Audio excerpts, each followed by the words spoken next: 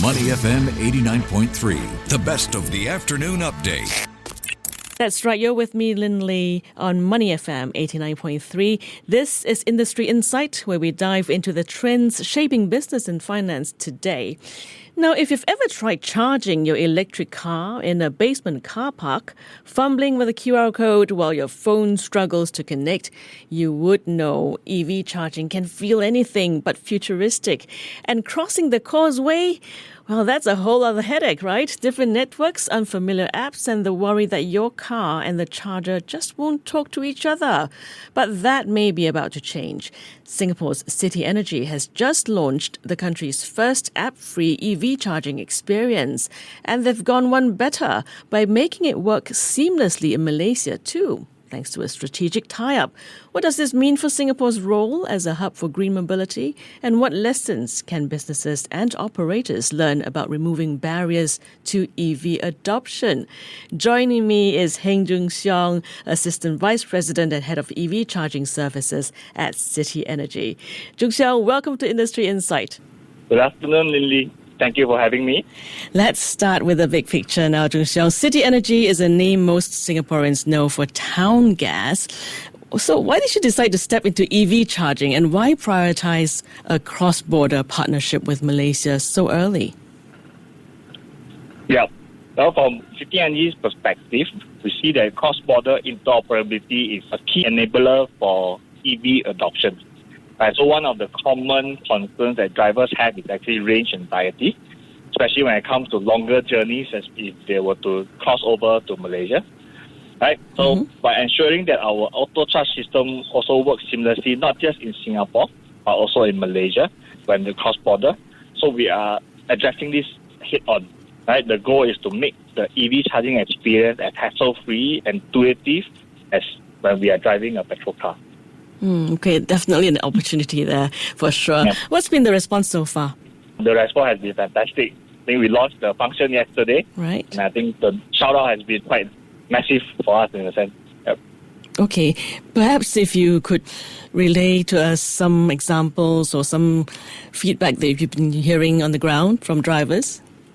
Yeah, so from the experiences or the feedbacks that we've been getting from EV drivers, I think one of the main points that they have been sharing is actually the hassle of having multiple apps to operate chargers, right? And especially in Singapore, where most car parks are actually in enclosed area, basement, network connectivity is actually a main point that will affect either the charger, the reliability, or even the charging experiences, right? So on this end, I think the challenge, of course, is to also ensure that the new technologies we put up it remains inclusive, right? So for auto charge, for innovations like auto charge that we have come online, we also want to make sure that no one is left behind. Essentially, especially those who are less tech savvy, we also want to make sure that, again, like making the experience of charging as easy or as intuitive as pumping petrol into a petrol car. That's the point. Okay. Jung Seong, from a business standpoint, was there a clear tipping point where you said, now is the time to invest in regional interoperability? Or rather, when the company said that, this is the time now to do it? Yeah. As I said earlier, in energy, we see interoperability, cross-border interoperability as a key enabler. Especially from the offset when we set up the business back in 2021, 2022, it's actually at the top of our mind.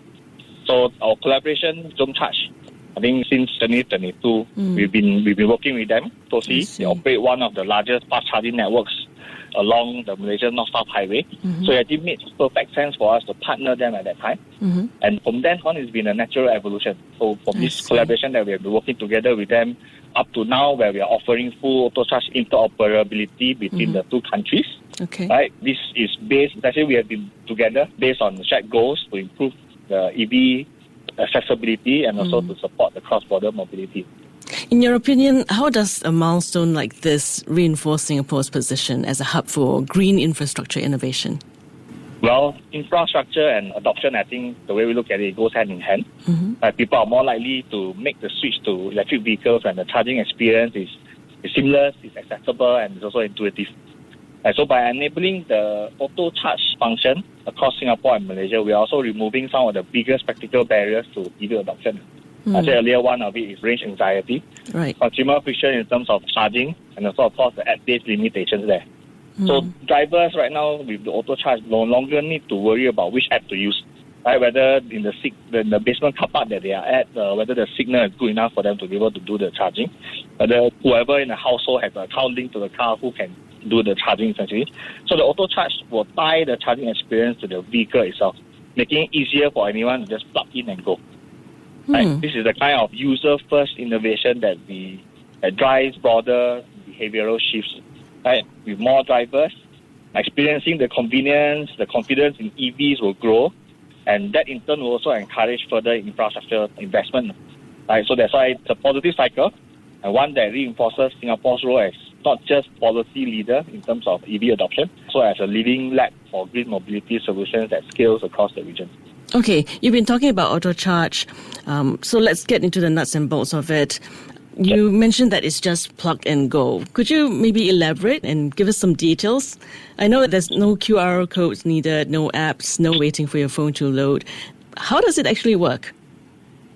I try not to bore your listeners with too many technical details. Okay. But essentially, when the EV is plugged into one of our auto charge enabled chargers, the system will actually detect the vehicle's unique, call it charge controller ID, also known as the EDCC ID, to the DC charging connector. Right? Okay. So this ID will be matched against the identification number, we call it a VIN, V-I-N, that the user registers with us during the onboarding process that they have done. So once this one-time registration, this vehicle is authenticated, the charging will start instantly. So without any further input that is needed from the driver. From then on, anytime that the user plug in the car, the system will automatically identify that vehicle via the EVCC ID that I mentioned earlier. Then the charging will just begin without having the users having to press any button on anywhere, essentially. So all within minutes? Yes. So I think the key point here is what's really important is that the system is tied to the car, right? So that it's not to the user's phone. So anybody who is using the vehicle, whether it's a family member, as a colleague, or even a fleet driver, they can charge it without having to have the original app. So it also solves the common pain point, like essentially the poor connectivity, and also that the inconvenience that the app-dependent system is actually tied to the account, right? So if you want to charge, you have to get the person's account. So that's the part that we thought that it is more convenient in a sense. Okay, so you're saying that any EVs can work with this? No exception? That will be our vision. Okay. That's what we intend to do, at least in Singapore. But for today, we have 5 main brands that are already activated with this auto charge function and our auto charge enabled chargers, namely Aeon, BYD, Ferry, Tesla, and MG. Okay. Yeah. Jung Seong, moving on, what kind of challenges did you face getting this to work across 2 networks? Well, I think, of course, the first main issue or the main challenge that we face when we try to get this going on the cross-border portion will be, of course, the development. Yeah, I think the development of the function of auto charge is non-proprietary platform to be utilized for this function. The development itself is not easy. Yeah. Okay. So I think that part, I think our tech team will be very fantastic, trying to get this particular function up. And of course, the second part will be on the interoperability or in terms of the cross-border, right, between 2 different countries with 2 different languages. How are we going to be able to work together? Yeah. But of course, in terms of getting this through, because we've gone through the difficult road, we hope it will be a function that will be impactful to our users. Okay, zooming out a little to the industry level, how fragmented do you see the EV charging ecosystem in Southeast Asia today? What kind of challenges are operators facing? Yeah, so I think the main challenges that we face for operators at least really will be on network connectivity, right? Because I think especially on those covered parking lots where mobile signal is not so great, yeah, it really affects the charger reliability and also on the user experience, right? Of course, on the second point will be that there's also a challenge of making sure that any new technologies that come on board, it remains inclusive, right? It is easy to use, and innovations like auto charge, when it comes online, we also want to ensure that no one is left behind, including those be more or less tech savvy. So do you think the biggest hurdle is interoperability, business models, or regulation? I would say that regulation would be the main enabler. Okay. Right? So I think from a Singapore's perspective, I think that's where Singapore has been one of essentially the leader in the region. Right? A few countries in Southeast Asia that have firm commitment to phase out the internal combustion engine vehicles by 2040. That's right. I suppose Singapore benefits from clear policy goals, very supportive regulatory environment, and of course, our culture of adopting technology very quickly. So it's probably a bit of all, technology is quite solvable, but aligning those business models and navigating all these various regulatory frameworks probably takes a lot more work and time. So from your experience working with Jom Charge, what lessons do you think can be applied to other regional contexts? Well, we've been working closely with Jom Charge since 2022. Right, so I think at the end of the day, believe that open-mindedness will be what drives, at least in terms of our collaboration with Jom Charge. Right, so we keep ourselves open to whatever possible or available technology that could come in. Right, we want to be the first mover innovators who will say, it's not impossible to try to adopt such technology into the kind of day-to-day activities that we are doing today. So that's how our collaboration with Jom Charge has been, and that is also how Auto Charge has come about in terms of our collaboration as well. Okay, do you see a future, where we can drive everywhere, not just Malaysia, but, to Thailand and beyond, and Southeast Asia could agree on common standards? Definitely. Wow, okay, optimistic. We are open world, so long as we are able to sync up, I think anything is possible. Okay. Jung Seong, now looking ahead, City Energy has committed significant investment into building out EV infrastructure here in Singapore. So how does AutoCharge fit into your broader sustainability vision? Well, City Energy, we are in a unique position because we don't just operate a EV charging network. Essentially, we are also in energy business. That's why you mentioned earlier that we are town gas business as our base. That gives us both the opportunity and also the responsibility to ensure that entire EV journey is as green as possible. Not just on the off-taker where the EVs are the ones taking the energy to charge the car, but also on the upstream where the source of the energy is coming from. While some focus on electrification alone, we can go further to also decarbonize the source. That's what I'm saying. Right? So, for example, in City Energy, we are also working with hydrogen, right, on an off-grid fuel cell solution using hydrogen that's extracted directly from our town gas.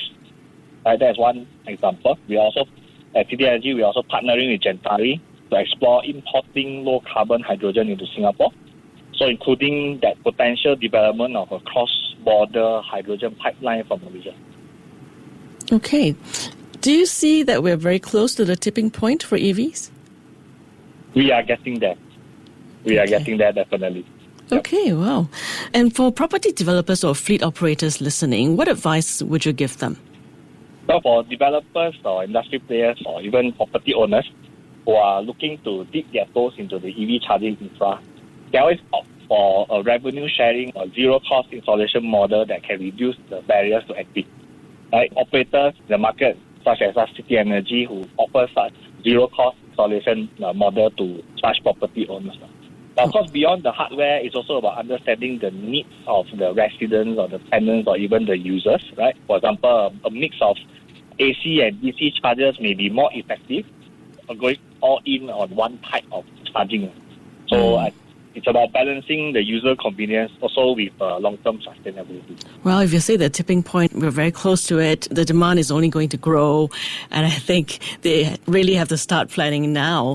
So, and finally, before we let you go, what's the one misconception about EV charging you would like to clear up? That the EV charging is troublesome. We will make it as easy as pumping a petrol into a car. And you're already proving that. Thank you so much, Jung Seong. On that note, this has been Industry Insight. He is Heng Jung Seong, Assistant Vice President and Head of EV Charging Services at City Energy, giving us a behind-the-scenes look at how Singapore-based players are paving the way for a greener, more connected EV future across the region. Thank you so much, Jung Seong. Thank you so much, Lynlee. To listen to more great interviews, download our podcasts at audio.sg or download the audio app. That's AWEDIO, audio at the App Store and Google Play.